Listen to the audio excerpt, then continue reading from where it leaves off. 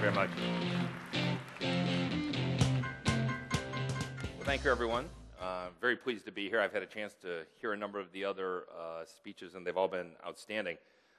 My topic is sustainability in an environment of economic uncertainty.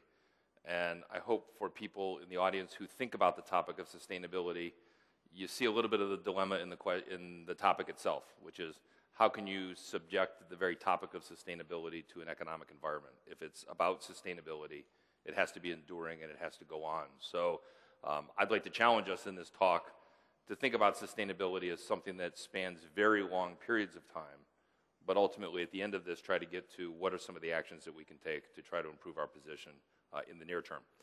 Let me start with a definition. At Owens Corning, we have a sustainability organization. We think about sustainability, and we've defined sustainability as meeting the needs of the present without compromising the world that we leave to the future.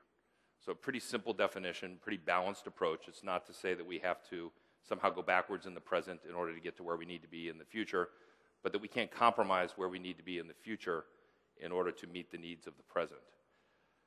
As a corporate leader, a lot of you who think about sustainability may think, you know, I'm part of the problem, or that corporations are a part of the problem, and I would tell you I fervently believe corporations are part of the solution. My personal journey around the environment, around sustainability, really goes back to when it was very popular to talk about saving the planet. And I would see posters about saving the planet, and I didn't think the environmentalists who were making the case for saving the planet really got to the finish line of why this was important to people. And I think Jim Howden came up here and talked about how do you talk about difficult things that are important to our future and get dialogue going. I've always thought this poster about saving the planet needed to have a little tagline, which is what we're talking about here is saving the planet for humans. I think there's very little risk that the Earth will continue to go around the sun for millions of years. I think there's bigger risk whether or not human beings will actually be prospering and successful on that Earth for the millions of years that we would hope that to happen. And we have to think about this in terms of generations. So for each of us in our current economic circumstances to say, well, this is important, but in the near term, we have an unemployment issue in our country, or we have deficits in our country, we have to find a way to get started in this journey so that we, in fact, are making progress on this problem every single day. Now, one of the things that I think has dramatically confused this whole debate is everyone is trying to prove the existence of a problem. We talk about climate change, we talk about global warming, I think Thomas Friedman talked about global weirding. Everyone is trying to stake out a place that says, here is in fact the problem and I can prove it. And anytime you try to prove something, it automatically creates a counter-argument of I can prove whatever you're trying to prove is not true. I would take a different approach to the science. And the approach that I would take is to say, the big problem we have is, in fact, we're conducting a science experiment in the atmosphere. So when you think about what we're doing today, with burning a bunch of fossil fuels, putting them into the environment, we actually don't know what impact that's going to have in the future. And trying to prove whether, in fact, it's going to cause global warming, whether it's going to cause climate change, I think is really beside the point. The important question is, we only have one atmosphere. And if we're going to conduct a science experiment, it seems like a very bad place to do that, because if we're wrong about our predictions, it's very difficult to go backwards. So if there's one image that I would leave you with to think about is when you hear global climate change, when you hear people talk about global warming, I really think that's unimportant to the debate. I think what's important to the debate is why would we want to knowingly change the atmosphere of the one Earth we have when sustaining human life on this Earth should be one of our core objectives. Now, any discussion of sustainability, I would argue, starts first and foremost with energy policy. So the whole balance of this equation has to come back to how do we build energy policy that creates the right behaviors and puts us onto a sustainable path where, in fact, we can manage the environment the way it needs to be managed. In a discussion of energy policy, you're also having a very broad discussion of economic policy, of trade policy. Energy policy is at the root of our trade deficit. Energy policy is, in fact, at the root of most foreign relations conflicts. Energy policy is, in fact, at the root of most of our military expenditures. So solving energy policy in a holistic way for the country is critically important to the sustainability movement. How you go about solving it is a very difficult challenge because it's a big trillion-dollar industry with lots of big and sophisticated players, all of whom have a very difficult stake in the change that I would envision we need to make, and I'm going to talk about that a bit in the future. If you think about where we've come from, if you go back to kind of pre-industrial revolution, in most regards, all the sources of energy were, in fact, renewable and largely solar. So if you think about livestock, livestock ate grass, grass came from the sun. That's where the energy came to power farm implements. We had wind energy to grind our wheat. We had water wheels to grind our wheat. We had food, which we ate and farmed, and of course the food also came from kind of non-fertilized, naturally fertilized fields. So that was not a part of the hydrocarbon chain. It was, again, a part of the solar chain. So we had an agrarian economy that was built off of solar, wind, and water and renewable fuels. Of course, we weren't nearly as wealthy in this agrarian economy as we are today. What we've been able to accomplish in the last couple hundred years is we've actually taken a massive stored resource, which is all these fossil fuels which were put into the earth over hundreds of millions of years, and we've mined them out of the ground in centuries against something that was put there in hundreds of millions of years. So, in fact, it's not hard to look at that equation and realize that a battery that takes hundreds of millions of years to recharge can't be depleted in 2 centuries and have an idea of how we're going to do something next beyond the depletion of that battery. And in fact, I don't think the debate is being framed this way at all constructively. So people are not talking about, they get into the debate of peak oil and when will we hit peak oil, and they get into the debate of now that we've found shale gas in parts of this country, how can we use that shale gas to bring a balance to our energy resources? And in fact, all of those debates are denying the simple fact that this energy that we have such an interest in terms of advancing our standard of living was put into the earth over hundreds of millions of years. And when we talk about taking it out, we're talking about taking it out in decades. And for the mathematicians in the room, it's very hard to contemplate how 6 or 7 additional zeros on the end of a number really do change dramatically the time periods. It's not getting any better. So if you look at electric consumption, here's the US and here's the world. Obviously, we continue to consume more and more electricity, and obviously we are the biggest consumers of electricity. If you look at electricity production in the United States, you can see the slice here, which is fossil fuels, has continued to be, over the last 30 years, the fastest growing segment of electricity production in the United States. So we can look at this and say it is an accelerating problem, and it's a problem that is clearly not sustainable. And if in fact we don't address it at the root cause of where do the sources of energy come from, there's really no ability to put your arms around this problem and wrestle it to the ground. Now, the question of how long we can sustain the current policy we have, I would submit to you is the wrong question. So again, trying to prove that we can do this for 30 more years because peak oil is 30 years out is denying the existence of the long-run problem, which is it's very clear this problem cannot continue to operate in the way it's currently operating. Really, the right question is, can we continue to pump oil out of the ground and just light it on fire? So when Mother Nature gave us this wonderful resource of all of this energy, which also is a great material system that goes into pharmaceuticals, that goes into materials that are used in our everyday lives, and then you look at the percent of these fuels that are actually just being pumped out of the ground and in the simplest of terms, just lit on fire. This is not in any way, shape, or form an energy policy that can be sustained in economic times or in good economic times or in difficult economic times, and we're going to need to take action. What are the solutions? You heard in the introduction that at Owens Corning, we are focused on energy efficiency in construction with our insulation products. We're also very active in wind energy. So we tend to look pretty broadly at what are the policy solutions or economics of the different energy solutions that can potentially be a part of solving this problem. We would say that we don't believe you need to be impatient about solving this problem in a year or even in a decade. We would say we have to be impatient about getting started on solving this problem, because we absolutely believe that the solution is going to be decades or even centuries in length. And the longer we wait to get started, the harder it is to get closer to the solution. So the impatience in my talk, or the impatience in my point of view, would be very much driven on the need to get started in an active debate about what really are the solutions and get serious about chasing them, versus actually believing that this is a problem that we can solve even maybe in one generation. the four main sustainable sources, I don't think this is big news to anybody in this room.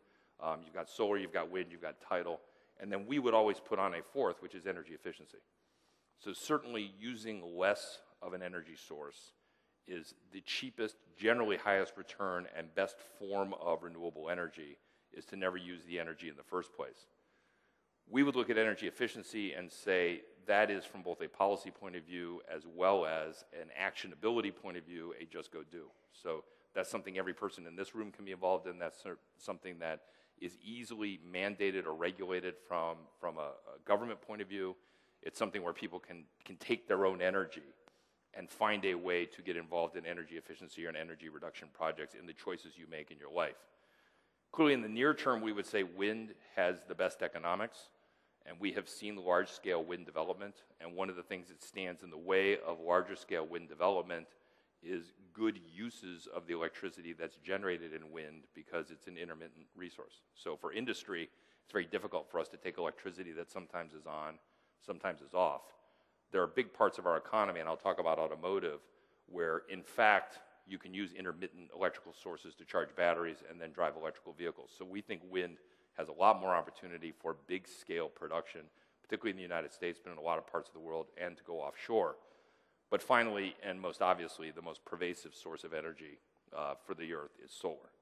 And finding economic methodologies to build solar capability into the energy supply chain is going to be critical to addressing this problem or solving this problem.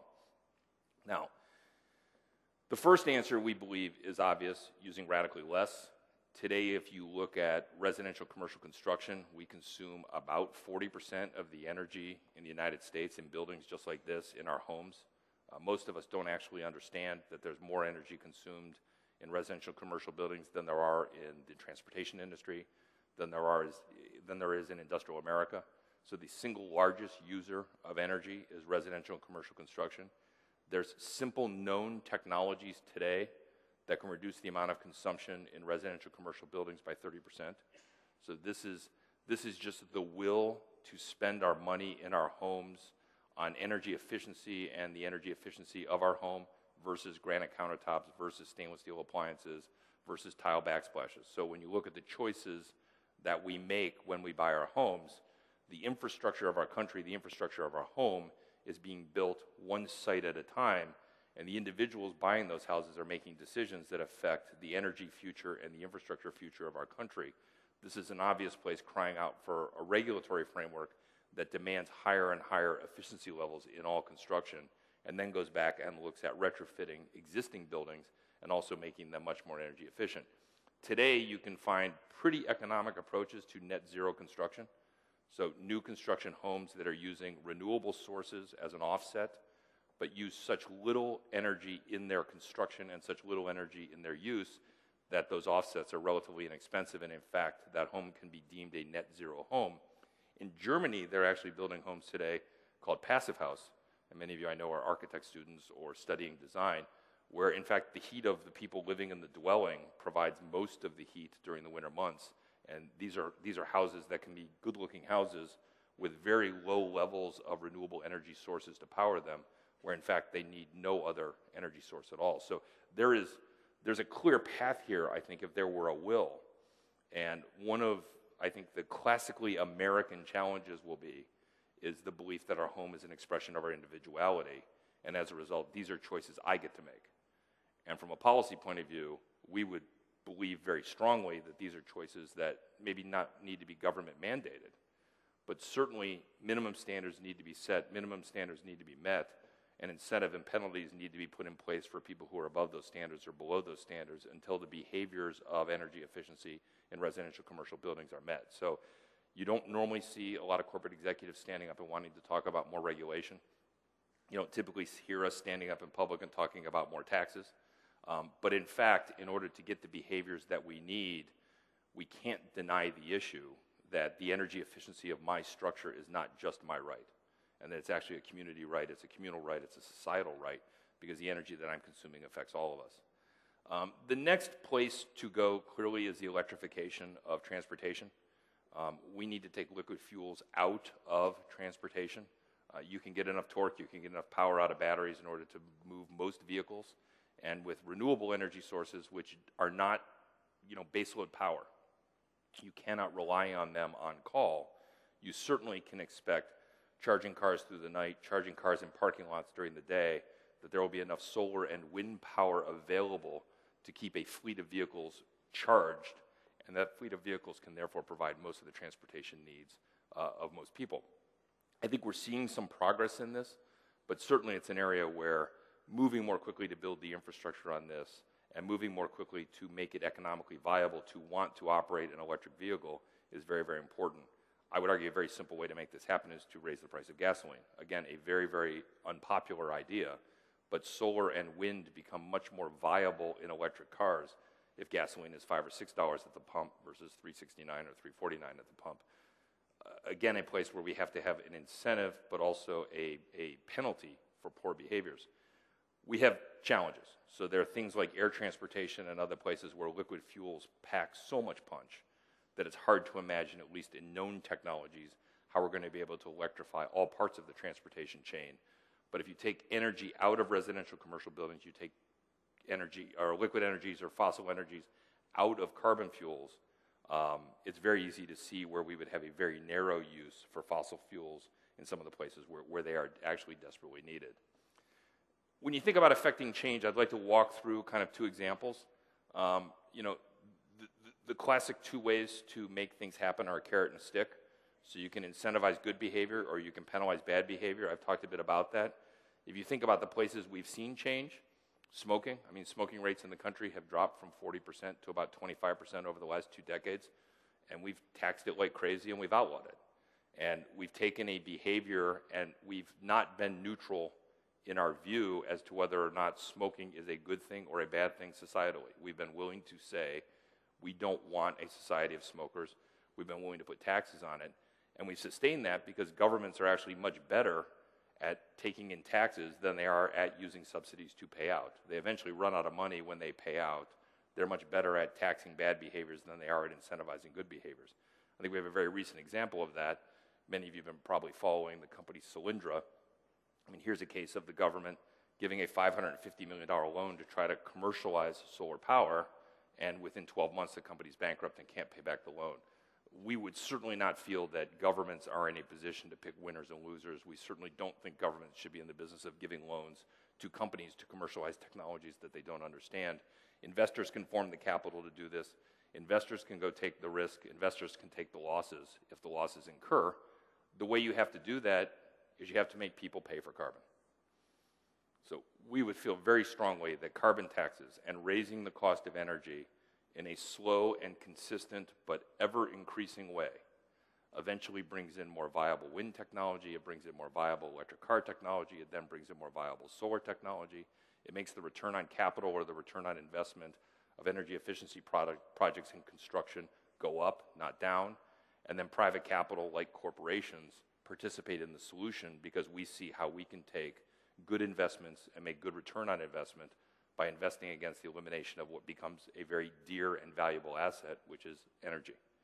And as energy becomes more dear and more valuable, obviously behaviors would change in terms of people trying to use less of it and replace it with other forms of capital.